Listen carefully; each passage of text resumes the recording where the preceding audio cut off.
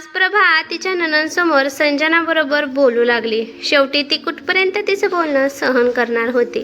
जेव्हापासून संजना आली आहे तेव्हापासून ती प्रभावर आळ घेत आहे. सगळ्यांसमोर, पाहुण्यांसमोर संजनाने नेहमी प्रभाचा अपमान केला होता. प्रभा किती वाईट आहे हे सांगण्यासाठी संजनाने कुठे जागा सोडत नव्हती. गेल्या वर्षी प्रभाचा नवरा राघव एका कार ॲक्सिडेंटमध्ये देवाघरी गेला होता. मुलगा गेला हे दुःख विशाखाताईला सहन झालं नाही. तेव्हापासून त्या अंथरुणावर आल्या आहेत. घरात प्रभाचे सासरे आणि तिचा 8 वर्षाचा मुलगा हर्ष पण आहे. प्रभा एकटी आहे, त्यामुळे तिच्या आईवडिलांनी तिला माहेरी नेण्याचा प्रयत्न केला, परंतु ती तिच्या आईवडिलांसोबत गेली नाही, कारण तिच्या सासू सासऱ्यांना तिची गरज होती. तेव्हापासून संजनाला पण वाटत होतं की प्रभाने तिच्या माहेरी जाऊ नये, कारण नंतर तिच्या म्हाताऱ्या आईबाबांना कोण सांभाळेल. त्यानंतर संजनाला खूप सारे जिम्मेदारी पार पाडाव्या लागल्या असत्या. सुरुवातीला प्रभा घरीच होती, पण सासऱ्यांच्या पेन्शनवर घर चालू होतं. पण हे जास्त दिवस टिकणार नव्हतं. खूप सारे सेविंग सासूच्या आजारपणात खर्च झाली होती. त्यामुळे हिंमत करून प्रभा बाहेर नोकरी करण्यासाठी निघाली. इंटरव्ह्यू दिल्यानंतर प्रभा एका स्कूलमध्ये जॉईन झाली. सकाळच्या वेळी सगळं काम आवरून ती स्कूलमध्ये जात होती आणि स्कूलमधून आल्यावर पण ती सगळी घरातली कामे करत होती. प्रभा जेव्हा घरी नव्हती तेव्हा तिचे सासरे तिच्या सासूची काळजी घेत होते. प्रभाला सॅलरी 15,000 रुपये होती. तिच्या सॅलरीमध्ये ती घरदार आणि मुलाचे शिक्षण भागवत होती आणि सासऱ्यांच्या पेन्शनमधून ती सासूचा इलाज करत होती. शिवाय सासरे पण आजारी असायचे, त्यामुळे त्यांच्यासुद्धा गोळ्या औषधाला खर्च लागत होता. पण कधीकधी विशाखाताईची तब्येत खूपच खराब व्हायची, त्यामुळे त्यांना दवाखान्यात ॲडमिटसुद्धा करावे लागत होते. त्यामुळे अजून एक्स्ट्रा खर्च होत होता. त्यामुळे प्रभाच्या सासऱ्यांनी हळूहळू करून विशाखाताईचे दागिने मोडायला सुरुवात केली होती, कारण त्या पैशातून थोडा हातभार लागेल.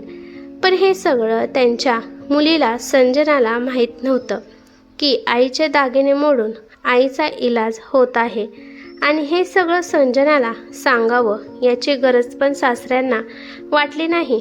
पण घरातलं सगळं ते संजनाला का सांगणार होते, कारण ती तिच्या आईची सेवा करण्यासाठी कधीच घरी आली नव्हती. ती कधी यायची फक्त हे पाहण्यासाठी की आईचे दागिने सगळे व्यवस्थित आहेत का नाहीत.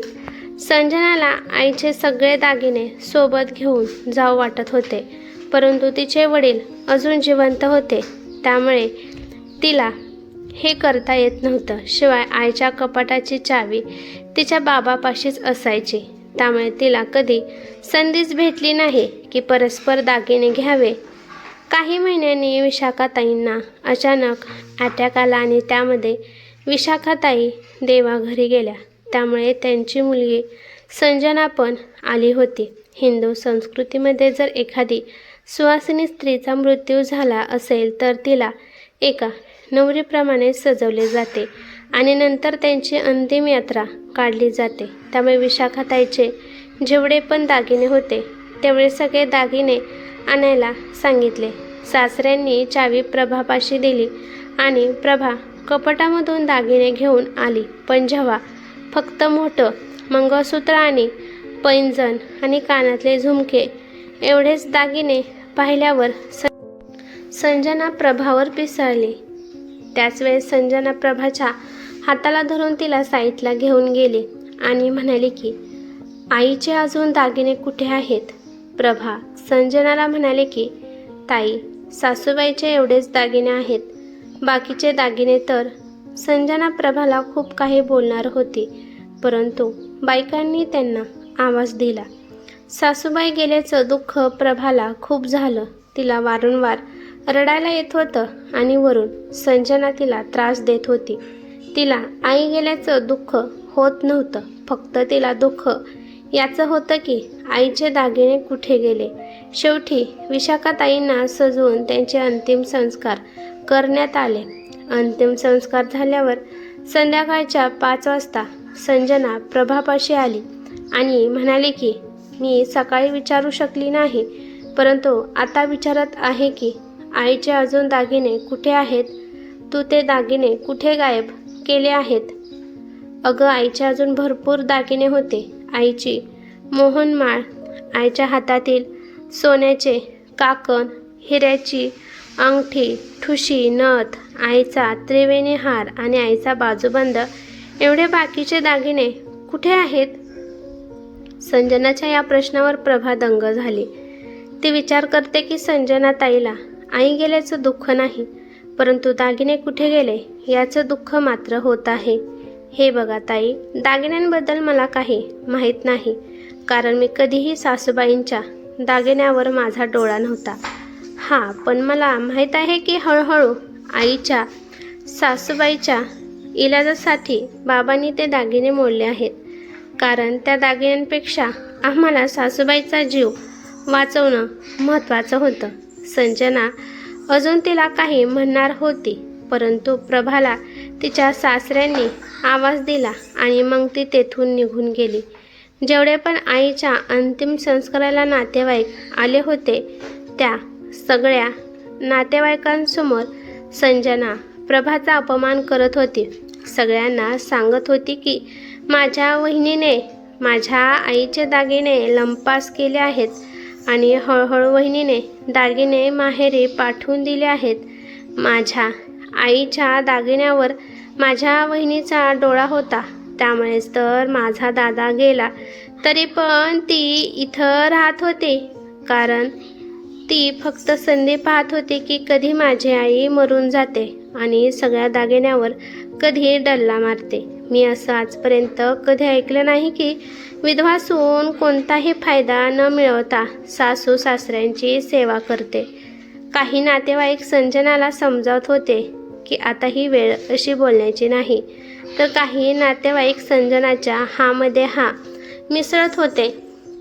संजनाने लहानपणापासून पाहिलं होतं की तिच्या आईकडे भरपूर दागिने आहेत आणि तिला नेहमी वाटत होतं की आईच्या दागिन्यावर फक्त माझाच अधिकार आहे. पण तिला एवढं पण डोकं नव्हतं की एका वर्षापूर्वीच आपला भाऊ हे जग सोडून गेला.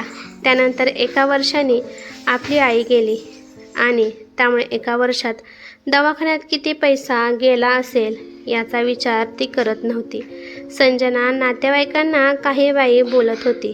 काही बोलणं प्रभाच्या कानावर आलं होतं, तरी पण ती शांत होती. प्रभाला संजनाच्या स्वभावाबद्दल सगळं काही माहीत होतं. ती जेव्हापासून या घरात लग्न करून आली आहे तेव्हापासून संजना खूप लोभी आहे हे तिला माहीत होतं. स्वतःच लोभी असून मला लोभी म्हणते, सगळ्या माणसांसमोर मला बदनाम करते, तरी पण ती शांत होती, कारण अशा वेळी तिला घरात कोणताही तमाशा नको होता. तिला सासूच्या विधीमध्ये कोणतं विघ्न आणायचं नव्हतं. परंतु 13व्या दिवशी ती एवढ्या खालच्या थराला जाऊन बोलेल याची कल्पना प्रभाला अजिबात नव्हती. कारण संजना प्रभाच्या आई वडिलांना म्हणाली की तुमची मुलगी इथे कशामुळे राहिली आहे? नवरा तर आता राहिला नाही म्हणून या घरातून तिला अजून काय घ्यायचं आहे? माझ्या आईचे दागिने तर वहिनीने कुठे लंपास केले आहेत काय माहीत. नक्कीच तुम्ही जेव्हा या घरी येत होता तेव्हा हळूहळू करून सगळे दागिने घेऊन गेला असेल. असं म्हणल्यावर प्रभाला हे सगळं सहन झालं नाही. संजना नेहमी प्रभाचा अपमान करत होती, तरी पण प्रभा सहन करत होती. पण आज तिच्या आईवडिलांचा अपमान होताना पाहून प्रभा शांत बसली नाही.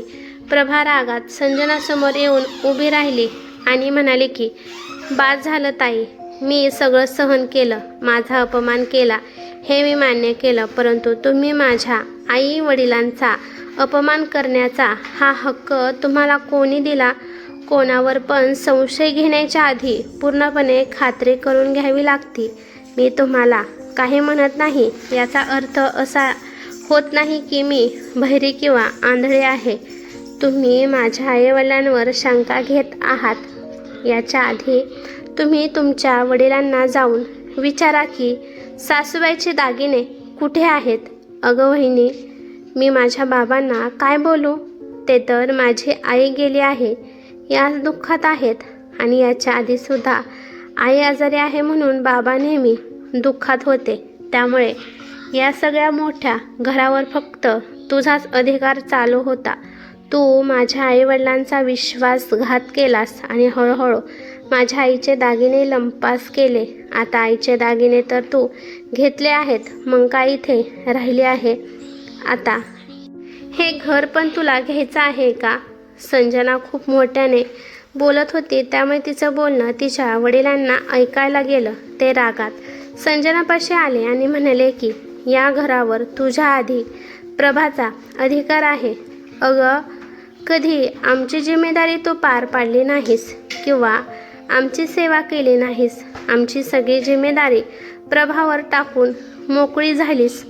तुझी कोणती जिम्मेदारी नाही का की तुझ्या आईवडिलांना सांभाळावं? आणि तू कोणत्या अधिकाराने माझ्या सुनेला इथून जा म्हणत आहे? जेव्हा तुझी आई आजारी होती तेव्हा तुझ्या जिभेला काय लकवा झाला होता का? तेव्हा का नाही म्हणाली प्रभाला की निघून जा? कारण तेव्हा तुला प्रभाची गरज होती. जर प्रभा गेली तर तुझ्या आईची सेवा तुला करावी लागली असती. यासाठीच तू तुझा फायदा घेण्यासाठी तिला लावलं नाहीस, परंतु आज मात्र तिच्या मागे हात धुवून पडले आहेस. तेव्हा तू तुझ्या वहिनीला म्हणायचं असतं, वहिनी, मी आईबाबाच्यानी माझ्या भाच्याची जिम्मेदारी घ्यायला समर्थ आहे. तुम्ही तुमचं नवीन आयुष्य सुरू करा, तुम्ही पुनर्विवाह करा. तेव्हा अशी तुझ्या वहिनीला का नाही म्हणाली? अगं, या 12 दिवसात तू प्रभाबद्दल सगळ्या नातेवाईकांना किती वाईट सांगितलं हे माझ्यासुद्धा कानावर हळूहळू येत होतं. पण मला तुझ्यासोबत कोणता पण वाद घालायचा नव्हता, परंतु आज तर तू हद्दपार केली. तू म्हणतेस ना की प्रभाने दागिने लंपास केले. अगं, पण तू एकदा मला येऊन विचारायचं की बाबा, आईचा इलाज तुम्ही कसा करत आहात? आईला सारखं दवाखान्यात ॲडमिट करावे लागतं, म्हणून तुम्ही एवढे पैसे कोठून आणता? तू कधी माझ्यापाशी बसून 5 मिनिट माझ्याशी या विषयावर बोलली आहेस का? तर मग कान उघडे ठेवून ऐक. तुझ्या आईचे सर्व दागिने मी तुझ्या आईच्या इलाजासाठी वापरले आहेत आणि ते सगळे दागिने मी माझ्या स्वतःच्या हाताने मोडले आहेत. आणि राहिली गोष्ट या घराची, तर हे घर माझ्यानंतर माझ्या सुनाचं आणि माझ्या नातवाचं होणार आहे. जर तुला इथं शांतपणे राहायचं असेल तर तू राहू शकते, नाहीतर या घराचे दरवाजे उघडे आहेत, तू केव्हा पण जाऊ शकतेस. तिचे वडील तिला खूप रागात म्हणाले. शेवटी वडिलांचा रुद्रावतार पाहून संजना शांत बसली. संजना तिच्या वडिलांवर खूप नाराज झाली. त्या दिवसापासून संजना कधीच माहेरी आली नाही किंवा तिच्या वडिलांनी कधीच तिला मनवण्याचा प्रयत्न केला नाही. काही माणसे स्वतःच्या हाताने पायावर कुऱ्हाड मारून घेतात. ही कथा कशी वाटली ते मला कमेंट करून नक्की सांगा. कथा आवडली तर लाईक शेअर नक्की करा आणि चॅनेलवरती नवीन असाल तर चॅनेलला सबस्क्राईब करा. धन्यवाद.